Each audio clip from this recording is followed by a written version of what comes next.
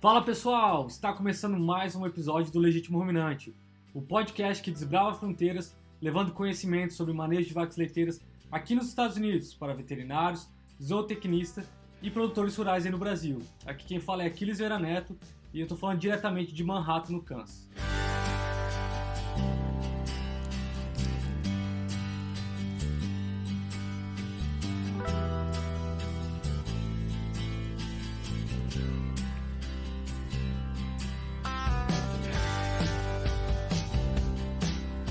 A gente sabe que, infelizmente, eu dei uma parada aí com os episódios do Legítimo Ruminante.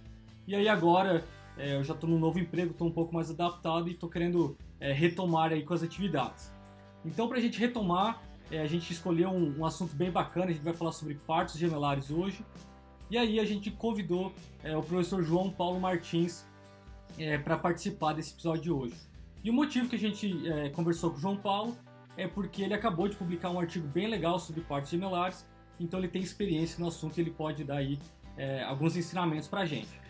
Então, para introduzir o João Paulo, ele é professor na Universidade de Wisconsin, em Madison, e ele se formou em Medicina Veterinária na Universidade Federal Fluminense, aí no Brasil.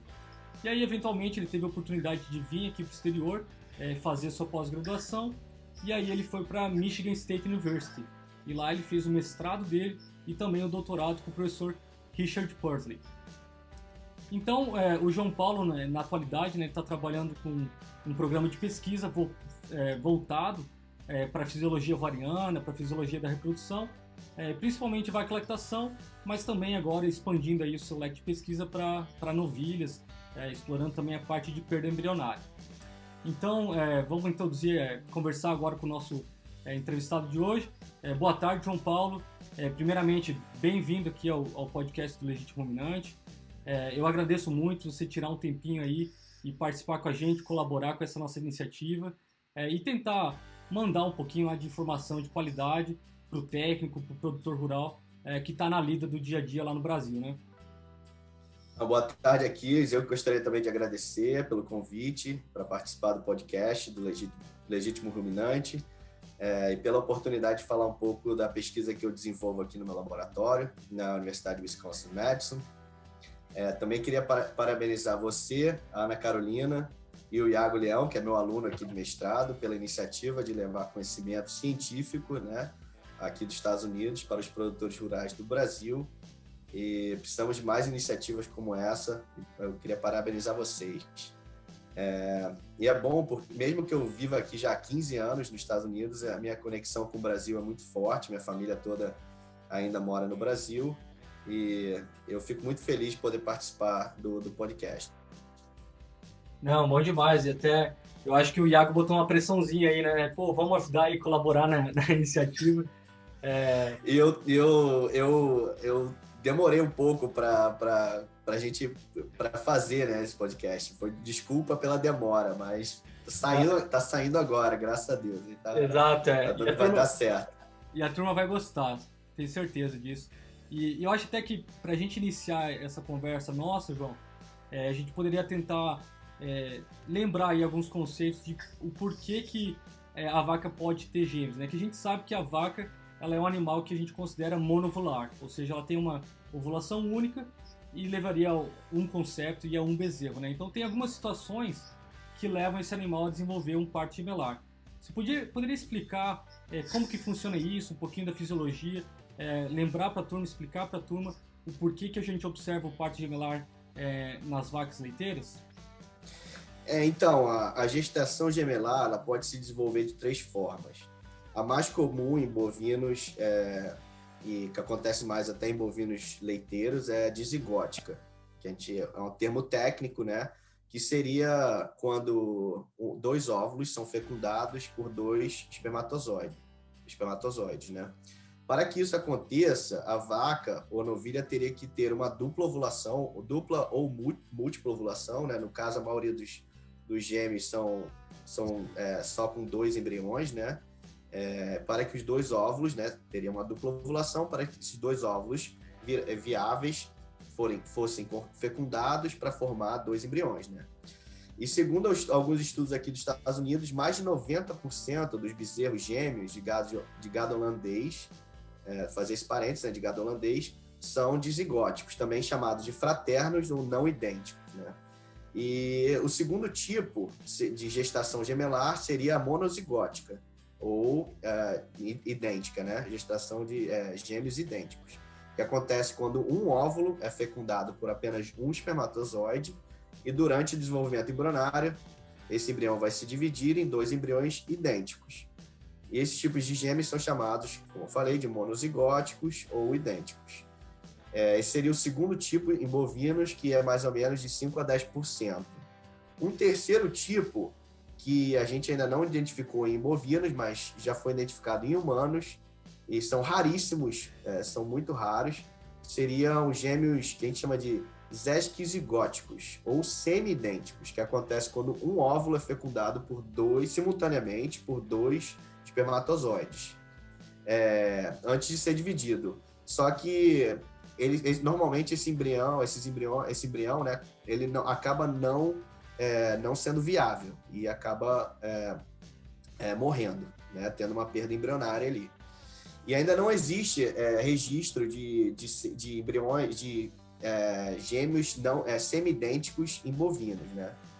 E como eu falei anteriormente, como a maioria dos gêmeos são dizigóticos, causados por dupla ou múltipla ovulação, a ovulação que acontece com a ovulação de 2 ou mais óvulos, então esses fatores que aumentam essa dupla ovulação são fatores que normalmente aumentam a proporção, né, a probabilidade de terem gêmeos em vacas leiteiras.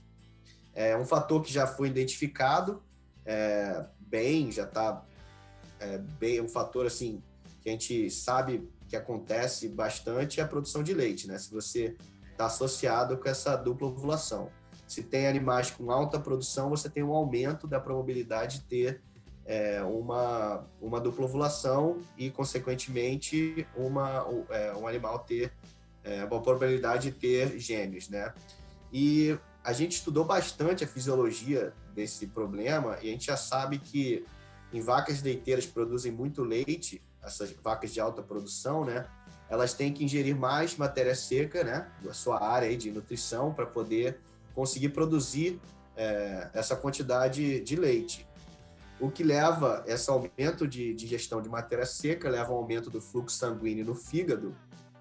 Ficar um pouco mais nerd o papo aqui, mas quando aumenta esse fluxo de sanguíneo no fígado, que é o órgão que metaboliza os hormônios esteroides, né, que regulam o sistema reprodutivo, esse aumento de fluxo sanguíneo vai acabar aumentando também a metabolização desses hormônios, né? Vai ter uma metabolização mais rápida desses hormônios esteroides, que são estrogênio e progesterona, o que leva a uma desregulação, né, do controle de crescimento folicular dos ovários, né, os folículos que ovulam, né, para liberar os óvulos, né, e causa um aumento em ovulação múltipla e de gestação gemelar, né?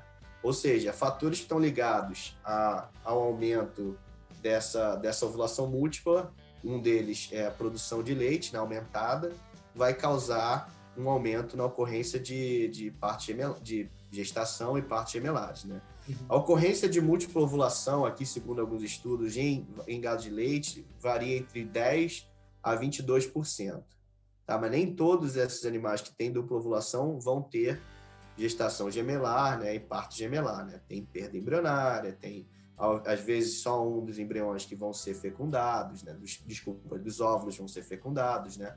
Então, é um fator que aumenta, mas não é certo que vai acontecer depois dessa dupla ovulação.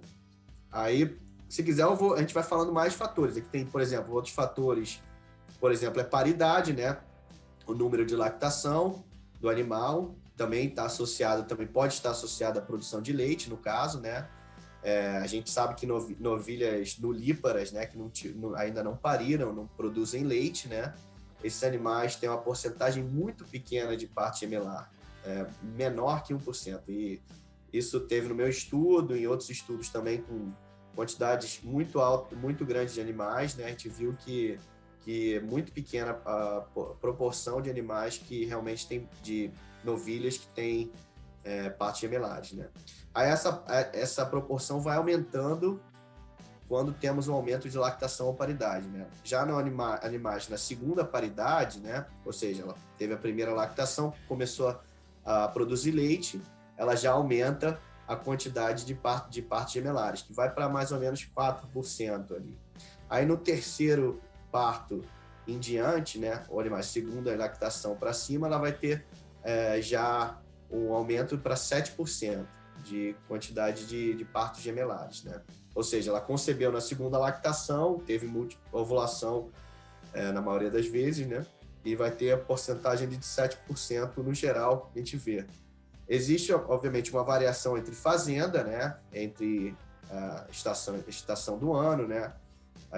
Um fator importante que a gente também já determinou a estação do ano. Aqui nos Estados Unidos há aumento de casos de gestações gemelares que estão com animais que concebem, né? Tem a fecundação no outono, que é durante o período ali de setembro a novembro.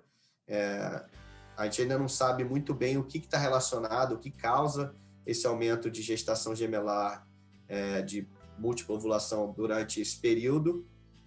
Pode ser relacionada a mudança de temperatura, né, de muito quente, né, esses animais estavam no estresse térmico muito grande, e aí diminui essa temperatura, teve uma alteração ali no metabolismo, e na produção de leite também, né, obviamente, e também pode ser relacionada com o período luminoso do dia, né, a mudança da duração do período luminoso, que tem alguns estudos que apontam para isso.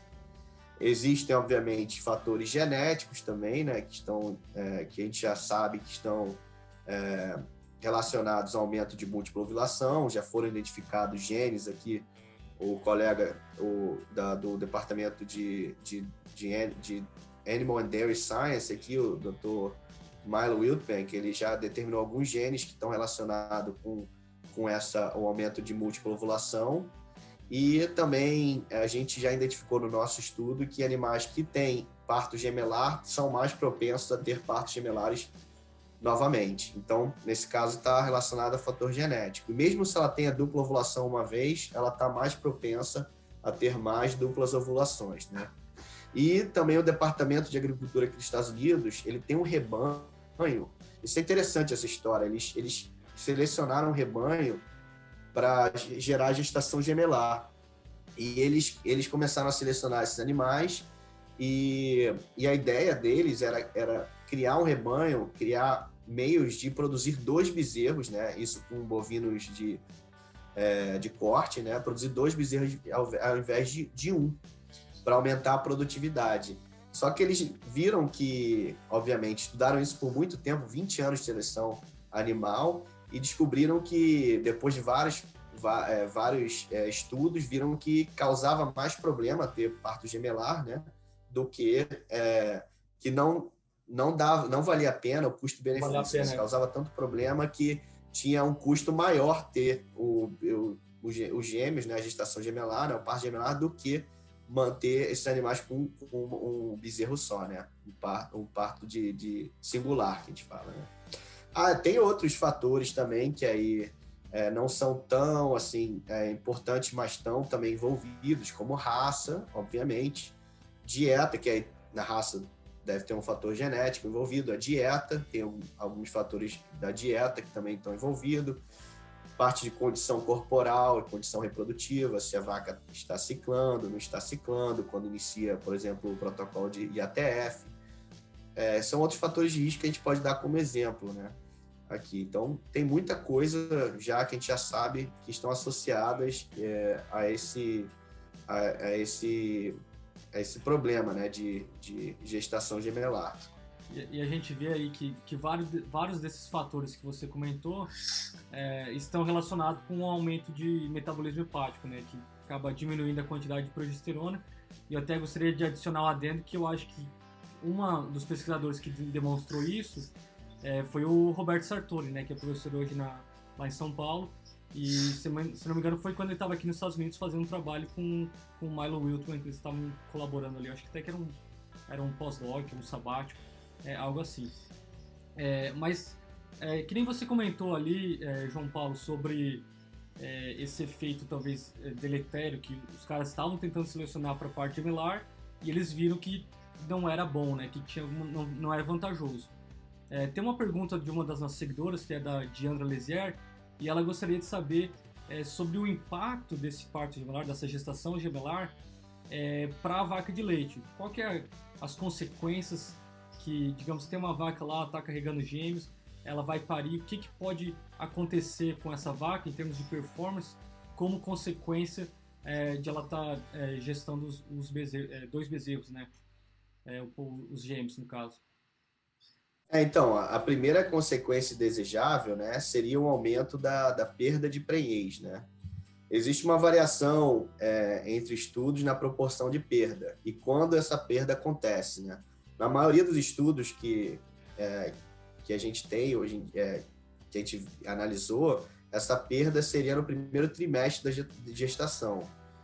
Uma característica da gestação gemelar, que é um fator de risco para a perda de prenhez, seria se a gestação gemelar se desenvolve em um corno uterino, né? São 2 embriões que se desenvolvem em um corno, o que chamamos de gestação gemelar unilateral, ou em 2 cornos uterinos, né? Ou seja, cada ovário de cada lado, né? O direito e o esquerdo ovulou um folículo, liberaram os óvulos e esses óvulos foram fecundados e essa gestação se deu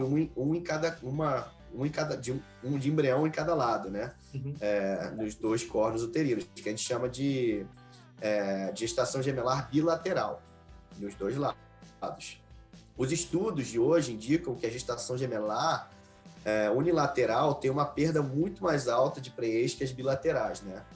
Então, algumas fazendas, inclusive aqui nos Estados Unidos, elas tentam detectar, essas fazendas, obviamente, com alta eficiência reprodutiva, elas tentam detectar se é uma gestação gemelar unilateral ou bilateral, isso com 30 a 40 e poucos dias de gestação, que no primeiro diagnóstico de gestação, e elas já, às vezes, induzem até o aborto desses animais, porque eles não querem ter uma perda mais para frente, entendeu?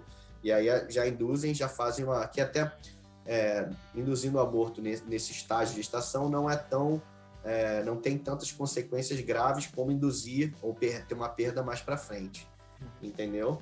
Então, além do aumento da perda de prenhez, né, e abortamento mais para frente, no caso, as vacas com gestação gemelar também têm um aumento na proporção de natimortos, né, em relação à gestação singular, também tem um aumento na proporção de partos distóxicos, né, obviamente, isso acontece também em humanos, né, então esses animais vão precisar de alguma manipulação obstétrica para conseguir refazer o parto desses bezerros, né, inclusive maior porcentagem de partos com cesariana, né, a intervenção cirúrgica, no caso.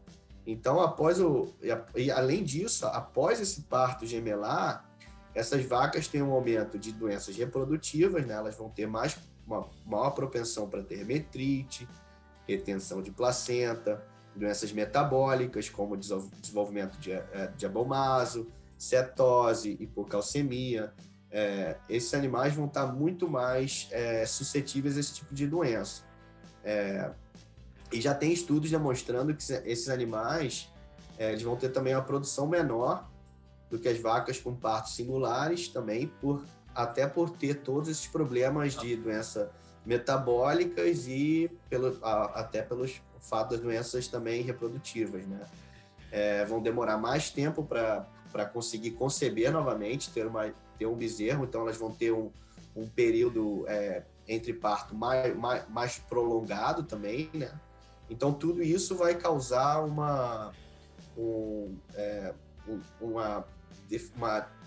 vai causar um problema para a vaca, né? E para o produtor também, né? Que vai diminuir a produtividade desse animal, obviamente, né?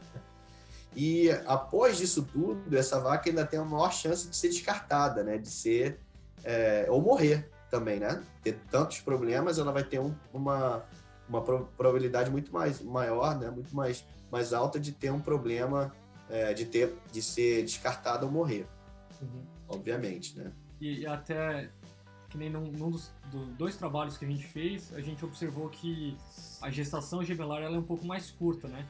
Então a gente acaba fazendo todo esse manejo do período de transição, de quando você vai secar a vaca, quanto você vai botar ela no pré-parto imediato, iniciar uma dieta cetogênica, iniciar uma suplementação com colina ou com outro aditivo, e essa vaca acaba adiantando aí 5, 6 dias.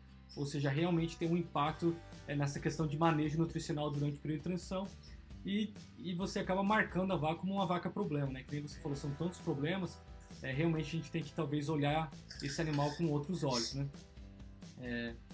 Se você conseguir identificar esse animal lá no começo, seria bom já manter esse animal, já ter um cuidado maior com esse animal, né? Observar mais esse animal, manter esse animal até talvez mais perto da onde você consiga monitorar esse animal mais vezes, ter um cuidado maior com ele, né? Se você não conseguir fazer não tiver nenhuma outro jeito de terminar essa gestação, ou então, obviamente, não mais para frente, mas no começo, se você continuar essa gestação e for ter saber que esse animal vai ter esse problema depois, né? Então é melhor você monitorar ele desde o começo, ficar com esse animal, de olho nesse animal, com o maior cuidado, né? Exato. E João Paulo, a gente está conversando aqui, falando sobre as consequências para a vaca, né? Que começam até durante a gestação, que ela pode perder, que nem você comentou, né? O concepto. E mesmo quando vem a termo, ela tem outros problemas. E com esses bezerros que vieram de uma gestação gemelar, quais são as consequências para a prole, né, para o bezerrinho que veio a termo, que eventualmente sobreviveu a todos esses desafios durante a gestação? Então, as gestações gemelares, normalmente, como você falou, são mais curtas e os bezerros nascem com um peso menor. Ele tem que os bezerros de partos singulares, né? Ele tem uma competição ali, né? Não tem um espaço adequado para poder crescer. Ele está competindo com outro feto, né? Então, os dois bezerros não vão crescer tanto como um bezerro que estaria somente ele no útero se desenvolvendo, né? Ele vai ter um crescimento menor. Então, esses bezerros têm uma maior propensão, né, a ter problemas de saúde, e o desenvolvimento desses bezerros também vai ser comprometido, né? Por isso também que, além desse animal que você vai ter que ter um cuidado, no caso da vaca, né, que você vai ter um cuidado maior em observar ela para ver até quando ela vai parir, se vai ter um problema metabólico, você vai ter que ter um cuidado maior com esses bezerros de partos gemelares, né? Obviamente. E além disso, na maior parte dos casos gemelares dizigóticos em que acontece com macho e fêmea, ocorre uma síndrome chamada de frimartinismo, que é uma forma de intersexualidade em bovinos, né? A fêmea gêmea do macho, né, ela vai ser a fêmea e o macho junto dentro do útero, ela tem uma alteração do desenvolvimento da genitália durante o período embrionário, que acaba afetando a diferenciação do trato reprodutivo daquela novilha. Essa novilha, ela tem uma genitália externa, que tem uma aparência muito parecida com a fêmea normal, mas a genitália interna é muito parecida com a de um macho. E esse animal não tem a capacidade de se reproduzir. É uma fêmea infértil, normalmente. Então, normalmente aqui nos Estados Unidos, os animais quando tem parto gemelar de macho e fêmea, normalmente as fêmeas também são vendidas. Obviamente que às vezes alguns produtores vão criar esse macho e a fêmea para corte, aí eles mantêm esse fêmea até mais tarde e vende depois para abate. Mas grande maioria das vezes, esse animal vai ser um animal infértil, essa fêmea. E João Paulo, acho até que você poderia comentar, tem até como a gente testar, né? Assim, se o produtor quisesse segurar a fêmea, teria como medir o tamanho do canal vaginal, que seria que normalmente está diminuído no caso do frimartinismo, né? Mas o problema é que às vezes você pode medir e o canal vaginal tá normal, só que não tem formação dos ovários. Ou seja, mesmo assim esse animal vai ser infértil. Porque o grande problema é que o free market, você não sabe o que vai estar alterado, né? Pode ser só o ovário, pode ser o útero, pode ser o canal vaginal, é meio que uma bagunça, né? Então, realmente é um problema, né? Você tentar levar esse animal para frente. E o custo, né, que você vai ter com esse animal, né? Se for um custo, aqui nos Estados Unidos é um custo muito alto para manter esse animal durante um tempo, para depois você vendê-lo, você talvez não ganhe o que você gastou com ele, né, para manter ele até o abate. Então, às vezes, não vale a pena você manter esse animal. Na verdade, a maioria das vezes aqui nos Estados Unidos não vale a pena, talvez, manter esse animal para abate, né? Então, a maioria dos produtores que eu conheço, eles, quando tem parto gemelar macho e fêmea, vendem essa fêmea. Seria até interessante saber aí no Kansas como eles fazem com esses animais, se eles mantêm ou não. É bem interessante quando você vai palpar novilhas, isso para o pessoal da veterinária e para os produtores que mantêm essas fêmeas, normalmente você vai ter uma quantidade imensa de casos assim, interessantes, né? Para você estudar, entendeu? Por exemplo, não vai ter uma parte do útero, vai ser vai ter um não corno, vai ter útero, vai ter ovário, vai ter um corpo. Então tem muitos casos interessantes para você quando você palpa novilha assim, que é legal de você ver, bem interessante. E assim, que nem você comentou aqui do câncer, porque tem uma grande diferença também da realidade americana para o Brasil em termos do valor de uma novilha, né? Hoje um animal de reposição aqui nos Estados Unidos é muito mais barato e muito mais acessível, ou seja, vale a pena o produtor descartar uma vaca e comprar uma novilha prenha chegando no parto. Lá no Brasil a situação é bem complicada, né? Hoje uma novilha de reposição é muito caro para criar, mas é muito mais caro você comprar uma novilha, né? Assim, o valor é muito alto, né? Exatamente. Por isso que a gente tem que sempre tomar cuidado, né, quando a gente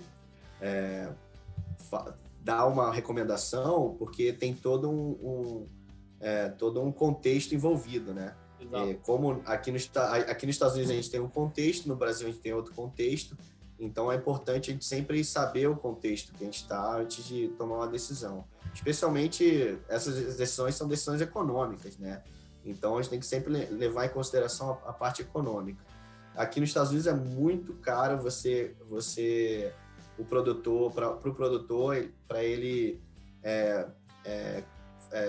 levar esse animal adiante e acabar não usando esse animal no rebanho, né? Então, às vezes, sai mais em conta. Por isso que a gente está usando muito sêmen de bovino de corte aqui, né? De Angus, porque não vale a pena você ter muita novilha de reposição, né? E você ter uma novilha que ainda não vai também ser de reposição e não vai ter um retorno, manter ela por mais tempo do que é necessário é uma perda. Então, perda pelo fato de você não estar ganhando, né? Por exemplo, em usar esse espaço para outro animal que poderia estar produzindo, ou então um animal que você vai poder vender mais caro, né? No caso de um crossbreed ali, que a gente fala, né? Um animal que você bota com Angus, com holandês, né? Que você vai poder vender mais caro. Então, aqui não é recomendado. No Brasil já é outra história, né? Já tem um contexto diferente. E até meio que seguindo nessa questão financeira, quais seriam os impactos econômicos de uma gestação gemelar, né? Você poderia tentar elaborar um pouquinho nessa questão, que a gente sabe que é muito importante, né? Hoje em dia, né? O preço do milho, da soja está lá em cima, o mercado brasileiro é baseado no dólar, o dólar está altíssimo, né? A conversão, ou seja, essa questão econômica é muito importante para o produtor. Qual que é a importância do parto gemelar em termos de eficiência financeira, né? Como a gente precisa entrar num contexto, é muito complicado você fazer essa avaliação, né, de impacto financeiro especialmente nos casos de gestação gemelar, né, e parto gemelar nas fazendas, né? Cada fazenda tem um contexto, né? Mas existem estudos, né? Ainda mais um estudo muito recente aqui que estimou uma perda entre 97 e $225 por gestação gemelar. Essa variação, né, é uma variação muito grande, né? 97 e $225 é uma variação muito, muito grande, né? Ela levou essa variação existe porque eles levaram em consideração a paridade do animal, ou seja, se a paridade for diferente, a perda econômica vai ser diferente. Os dias em lactação que esse animal ficou prenha, se tiver prenha por muito tempo e perder, vai ter perder a prenhez, vai ter uma perda maior econômica, porque você vai ter que emprenhar esse animal novamente, ele vai ter um intervalo entre partos vai ser maior. O intervalo vai ser maior, ele vai produzir menos e vai acabar tendo uma perda, né? E se a gestação gemelar, eles levou em consideração também se a gestação gemelar é unilateral ou bilateral. E no caso bilateral tem uma perda muito grande e a bilateral já não tem uma perda tão grande assim. A bilateral, segundo alguns estudos, é equivalente, na verdade, a perda de gestação singulares. Então, assim, bilateral não seria tão grave assim, né? Então, nesse valor, eles levaram em consideração esses fatores, eles calcularam o custo para emprenhar esse animal novamente, as perdas do parto, do bezerro e da vaca, que a gente já falou, e principalmente também o custo de reposição desse bezerro perdido, né? Então, tem uma perda muito grande, né? Uma perda monetária muito grande, né? Então, sabendo assim que eu sei que é um pouco difícil a gente aplicar os valores no Brasil, mas certamente vai ter um impacto econômico negativo, né? Mais tempo nessa gestação, sempre produzindo menos leite, né? Quanto mais tempo aumentar o intervalo entre partos, mais tempo essa vaca vai gastar naquele final de lactação onde ela produz pouco. E também tem toda a questão de antibiótico e tratamento das doenças, que isso também vai ter um impacto. Pensando nisso, então, por mais que a gente não tenha um valor, a gente sabe que tem um impacto negativo nas finanças. Teria alguma estratégia que a gente poderia usar para tentar prevenir ocorrer essa gestação gemelar, esse parto gemelar? Isso até é uma pergunta de uma das nossas seguidores, que é a Mariana Marcondes, que ela é lá do Bezerrinsta. E ela perguntou, então, se tem uma estratégia para prevenir o desenvolvimento de gêmeos. Então, a gente ainda não chegou nesse ponto de conseguir achar uma estratégia funcional, né, e aplicada, de fácil aplicabilidade, que você consiga realmente diminuir. A gente ainda não sabe se, por exemplo, com um protocolo de ATF, você vai reduzir. A gente não tem dados que chegaram à evidência sobre isso, mas, levando em conta a parte fisiológica que a gente estudou, a gente acredita que em vacas de alta produção, quando a gente utiliza protocolos de ATF que aumentam a progesterona durante esse período de crescimento folicular, que é importante, a gente vai ter uma diminuição dessa quantidade, né, dessa proporção, a probabilidade de múltipla ovulação. A gente acredita nisso, mas a gente ainda não tem dados para comprovar isso, entendeu? Obviamente que existem algumas intervenções que você poderia fazer, mas que não são viáveis. Por exemplo, punção folicular, né? Se você tivesse 2 folículos crescendo, se você conseguisse determinar isso e fazer uma aspiração folicular de um dos folículos dominantes. Só que não é viável ainda a gente fazer isso, complicado em termos de larga escala fazer isso, né? Exato. A gente ainda não tem ainda um método para diminuir isso. Obviamente, existe uma seleção, a gente está tentando determinar na parte genética fatores que a gente pode selecionar ali que vá conduzir a animais que não tenha tanta dupla ovulação. Mas é bem complicado, né? Porque tem uma parte fisiológica muito associada, muito relacionada com essa parte da dupla ovulação, né? Então, é bem complicado, não é tão fácil. E também, muitos estudos, eles vêm só quando o animal já deu o parto gemelar. Só que tem muitos animais que já tiveram dupla ovulação e a gente não sabe se esse animal perdeu a gestação por causa da dupla ovulação. Então, não é tão simples, né? Então, a gente ainda não tem, assim, uma resposta... a gente está trabalhando para isso, obviamente, para tentar chegar em alguma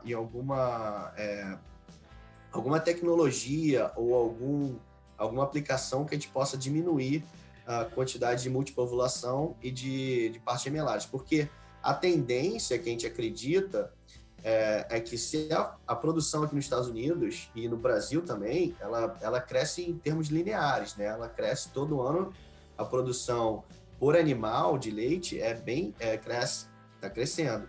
Então, a probabilidade é que essas duplas ovulações, né, aconteçam mais e mais. Então, a gente tem que conseguir achar algum jeito de diminuir esse problema, né?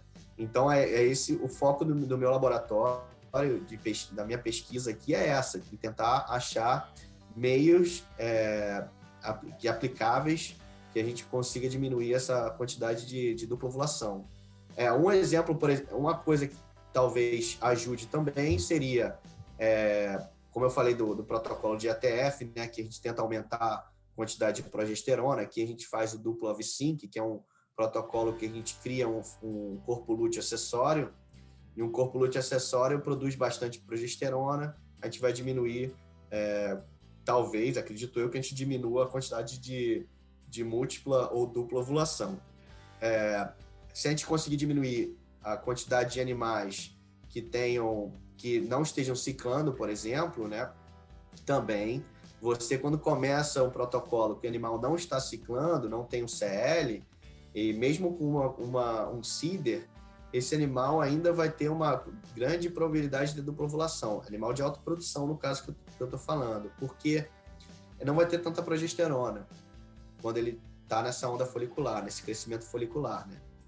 Então, no caso, se você conseguir diminuir a quantidade de animais que não estejam ciclando, no começo desse protocolo de ATF, você vai conseguir talvez diminuir a quantidade de dupla ovulação. Então, tem esses fatores que você consegue, fisiológicos, que você consegue manipular com o protocolo de ATF, que talvez diminua a probabilidade de dupla ovulação e de gestações gemelares, né? No caso, a gente conversou até antes sobre aqui nos Estados Unidos, eles têm um protocolo que eles, em caso de animais que não tinham CL no início do protocolo do OV-Sync, né, de ATF, botava 2 CIDRs, né? Colocava dois implantes de progesterona para aumentar a progesterona e eles tiveram um aumento da fertilidade. Eles não avaliaram isso, acredito que eles também diminuíram a quantidade de dupla ovulação, né? Talvez esse aumento de fertilidade tenha sido até pela diminuição de perda, a gente não sabe, né? Uhum. Então, a gente sabe que é importante esse aumento da progesterona durante o crescimento folicular, né? Do folículo ovulatório, né? E até, explorando essa parte científica, né? Não é tão fácil avaliar isso, porque você vai colocar 100 vacas, dessas 100 vacas, talvez 6, 7% teria uma ovulação dupla ou tripla, e aí você quer diminuir de 7% para 4%, ou seja, você diminuiu quase 50% dos casos. Só que você vai precisar de muitos animais para você conseguir achar aquele efeito e talvez um benefício. Então, eu acho que a progesterona provavelmente é um caminho certo e provavelmente a gente conseguiria mostrar que talvez é uma forma de prevenir. O problema, eu acho que delinear um experimento de larga escala não vai ser tão simples, né? Exatamente. A gente aqui, para fazer um estudo para observar alguns fatores de parte gemelar, a gente precisou de 1.200 vacas, no mínimo, e a gente teve que coletar, além de coletar os dados dessas 1.200 vacas, no final, muito dado, né? É uma duração muito longa, né? Você depois tem que avaliar, por exemplo, o que vai acarretar essas gestações gemelares. Então, é complicado, né? Se você for ter um aluno de mestrado, são 2 anos. Você tem que esperar o animal emprenhar, parir, para ver quais são os fatores de risco, o que vai acontecer. Então, é bem complicado você realmente delinear um experimento que consiga avaliar esses fatores, né? De forma limpa, né? Que você tenha realmente uma acurácia grande, né? Então é complicado, né? Bem complicado trabalhar com... A maioria das pessoas que eu conheço que trabalharam com gestação gemelar, né? Com essa fisiologia, largaram, não trabalham mais por esse fator, porque é muito complicado. Você precisa de muitos animais e a duração dos projetos são longas. É bem longo o projeto, normalmente, pesquisa. Então, é bem complicado mesmo. Mas a gente está aí, né? Vamos tentar continuar. João, vamos até aproveitar a deixa.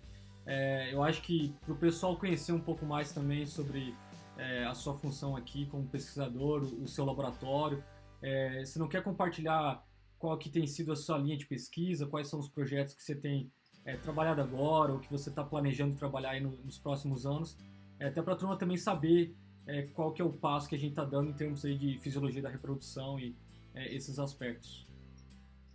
Então, a gente está fazendo... eu tenho 4 projetos agora que a gente está trabalhando. Um projeto é relacionado justamente com essa parte de dupla ovulação, né? Que a gente avaliou a produção de leite e também a gente quantificou a progesterona, a gente está tentando quantificar também estrogênio nesses animais. E a gente está tentando avaliar como esses fatores interagem entre si, e também a gente vai ter uma parte genômica desse projeto. Então, a gente está avaliando a parte fisiológica e a parte da genética, né? Tem um professor que é colaborador nessa pesquisa, que está ajudando na parte que não é a minha área, né? A parte genética, ele está fazendo avaliação de genes que seriam associados com essa parte de dupla ovulação, e a gente está fazendo a parte fisiológica.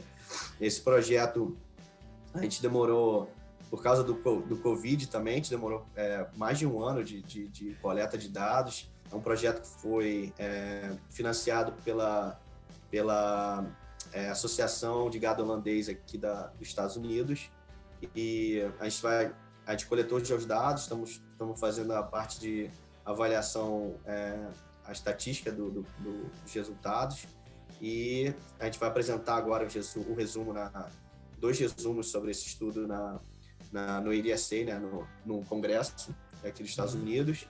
A outra linha de pesquisa, como a gente estava trabalhando nessa fazenda, a gente aproveitou para tentar entender um pouco mais do protocolo de ATF. Então, a gente fez um projeto paralelo nessa fazenda sobre dose de GNH durante o protocolo de ATF. A gente testou 2 doses diferentes, uma dose mais alta e mais baixa, para ver taxa de ovulação, porque a gente também tem durante o protocolo de ATF, a gente manipula com esse série acessório, a gente manipula a progesterona, e acaba que a progesterona muito alta, na verdade, reduz a resposta ovulatória para o GNH. Então, a gente tentou aumentar a dose para ver a resposta ovulatória, e aumentou a resposta ovulatória para ver qual era o resultado em relação à taxa de concepção. E seria um outro estudo que a gente está fazendo. A gente fez no primeiro serviço e na ressincronização também. Esse estudo vai ser também apresentado agora no IRSA, no Dairy Science, em julho, no próximo mês.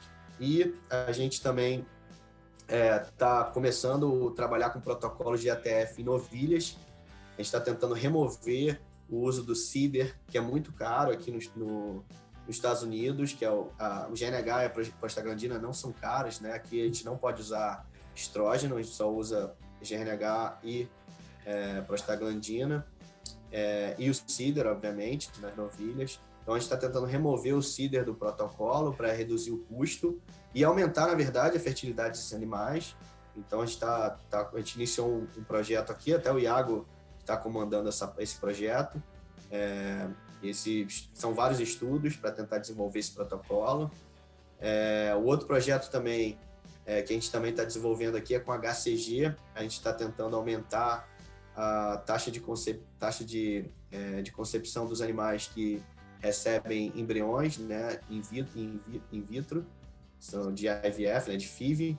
Então, a gente está tentando aumentar a progesterona pós-transferência, durante o desenvolvimento embrionário, para tentar diminuir a perda embrionária em embriões de FIV, né? A gente fez 4 estudos com o uso de HCG, tentando induzir corpo lúteo acessório nesses animais, transferido em novilhas e vacas receptoras, GNH e HCG. Os dois, a gente usou GNH e HCG. A gente fez 4 estudos e agora a gente já coletou os dados, estamos fazendo a avaliação. A gente apresentou um estudo, vamos apresentar, na verdade, um estudo agora no IDSA também, e o outro a gente vai enviar para esqueci agora o nome uma outra reunião só sobre transferência de mião. Para IETS, em janeiro. A gente vai mandar agora em julho o resumo para IETS. Encontro internacional, né? Exatamente. Tecnologia embrião. E a gente também tem um estudo com uso de sêmen de gado de corte, né? Touros de Angus, Limousin, né? Em raças de gado de corte em gado de leite. A gente está avaliando a parte reprodutiva desses touros. Na verdade, é em colaboração com professores aí do Kansas, da Kansas State. Então, tem vários projetos e se tiver algum estudante interessado em fazer um estágio ou, obviamente, mestrado, doutorado aqui comigo na Universidade de Wisconsin-Madison, por favor, entre em contato. É só procurar lá no website da Escola de Veterinária aqui da UW-Madison. Meu nome, JP Martins, no website deles vai ter minhas informações, meu e-mail e tudo. Eu posso até colocar o seu e-mail quando o pessoal acessar no YouTube, aí fica disponível o seu e-mail na descrição, o pessoal pode ter lá para entrar em contato com você. Claro. Bom demais.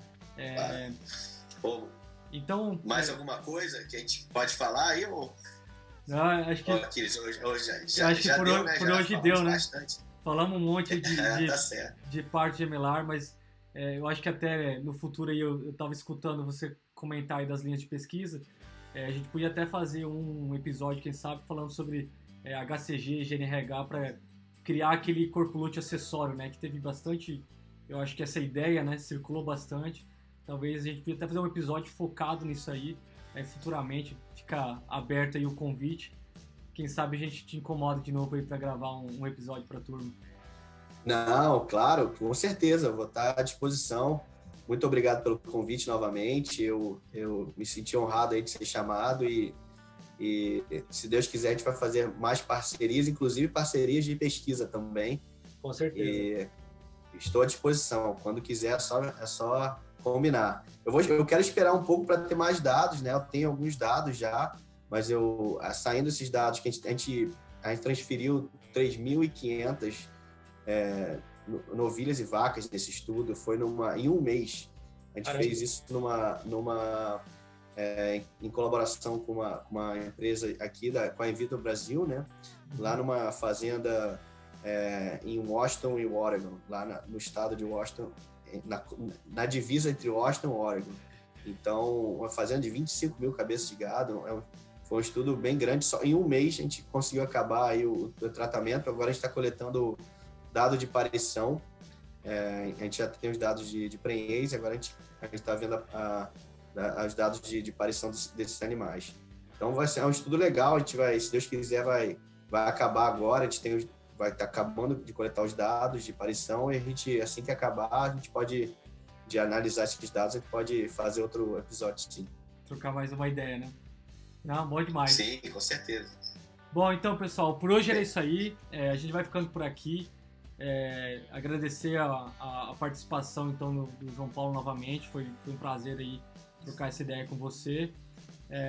E também eu queria convidar aí o pessoal que tentar participar do programa. Entra lá no Instagram, segue a gente no @legitimoruminante, que a gente sempre posta lá os episódios antes de eles serem gravados, que daí a gente pode tentar incluir as perguntas aí, alguma dúvida que você tem, e aproveitar e discutir esse assunto durante as entrevistas.